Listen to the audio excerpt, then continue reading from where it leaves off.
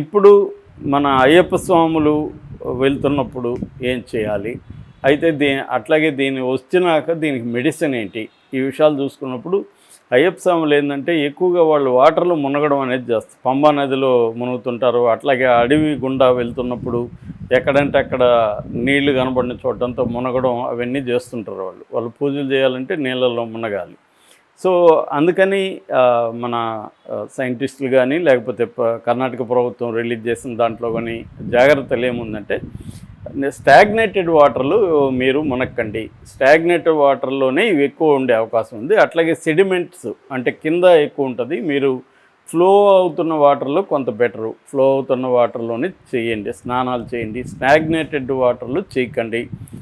River కానీ లేకపోతే Pond's కానీ ఇలాంటివి ఉంటాయి కదా, స్టాగ్నేట్ అయిన దాంట్లో చేయకండి అనేది చెప్తుంది. అట్లాగే ఈ క్లోరైడ్ వేసి దాన్ని క్లోరినేటెడ్ అంటారు కదా, క్లోరైడ్ అవన్నీ వేసి శుద్ధి చేసిన వాటర్లో ఒకవేళ నిల్వ వాటర్ అయినా కూడా శుద్ధి చేసిన వాటర్లో చేయండి.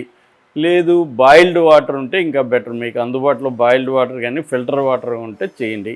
ఒకవేళ మీరు స్నానం చేయాల్సి వచ్చినప్పుడు నోస్ క్లిప్స్ దొరుకుతాయి. నోస్ క్లిప్స్ కొనుక్కొని నోస్ క్లిప్స్ వేసుకొని అంటే ముక్కుల్లోకి పోకుండా, తాగితే ఏం కాదు, ఇది ముక్కుల ద్వారానే వస్తుంది కాబట్టి నోస్ క్లిప్స్ వేసుకొని చేయండి. అవి కూడా దొరకనప్పుడు గట్టిగా ముక్కు మూసుకొని మాత్రమే మునగండి. వీలైనంత వరకు ముక్కు తడవకుండా, తల తడవకుండా స్నానం చేయగలిగితే బెటర్. తల కూడా తడవాలనుకున్నప్పుడు గట్టిగా ముక్కు రంధ్రాలని గట్టిగా చేసుకొని ముక్కుల ద్వారా పోకుండా చూసుకోండి అనేది ప్రధానంగా చెప్తుంది. ఎందుకంటే వేరే మార్గాల ద్వారా ఇది రాదు కాబట్టి భయపడాల్సిన అవసరం లేదు, ముక్కుల ద్వారా వస్తుంది. అయితే కేరళలో ఉండే హెల్త్ డిపార్ట్మెంట్ చెప్తున్నది ఏమంటే డెత్ రేటు బాగా మాకు తగ్గింది. దాదాపు 70-80% సర్వైవల్ రేటు పెరిగింది. మేము ఆ జాగ్రత్తలు తీసుకుంటున్నాము అని చెప్తున్నారు. దీనికి ఇప్పటివరకు వాడుతున్నది ఏంటంటే మిల్టోసిన్ అనే ఒక మెడిసిన్ ఉంది. అట్లాగే యాంపోటెరిసిన్ అనే ఒక మెడిసిన్ ఉంది, బి అంటారు దాన్ని.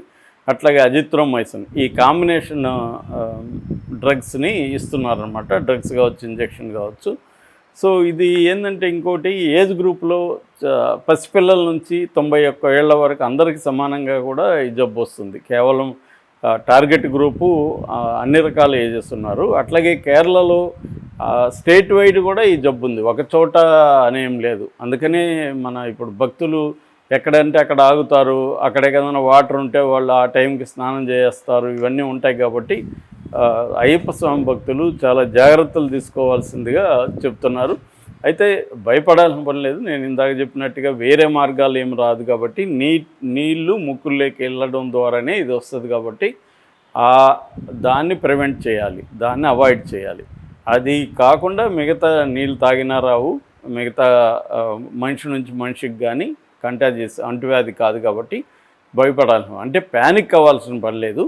అట్ ద సేమ్ టైం జాగ్రత్తలు తీసుకోవాలి. ఎప్పుడైనా కూడా అంతే, జబ్బులు విషయంలో ప్యానిక్ అయిపోవడం వల్ల కూడా మనకి మామూలు ఫీవర్ వచ్చినా కూడా మనం అదే అనుకొని భయపడిపోయే అవకాశాలు ఉంది. భయం వల్ల కూడా మనకి హార్ట్ ప్రాబ్లమ్స్ ఇవన్నీ కూడా వస్తాయి. కాబట్టి భయం పడాల్సిన అవసరం లేదు. జబ్బును తెలుసుకొని దీని జాగ్రత్తలు తెలుసుకొని దీన్ని ఫాలో అయితే, ఈ ప్రోటోకాల్ ఫాలో అయితే ప్రాబ్లం రాదు. ప్రధానంగా ఏంటంటే ముక్కుల ద్వారా వాటర్ పోకుండా చూసుకోవాలి. మిగతా అంటే ముఖం కడుక్కునేటప్పుడు కూడా వెళ్ళే అవకాశాలు ఉంది. సో అందుకని ముఖం కడుక్కునేటప్పుడు కూడా వేడి నీళ్ళు కానీ, స్టెరిలైజ్ చేసిన వాటర్ కానీ, లేకపోతే బిస్లరీ లాంటి వాటర్తో ముఖం కడుక్కోవాలి. మునిగేటప్పుడు కూడా వీలైనంత ముఖం తడవకుండా, ముక్కులు తడవకుండా మునిగితే బెటర్ అనమాట.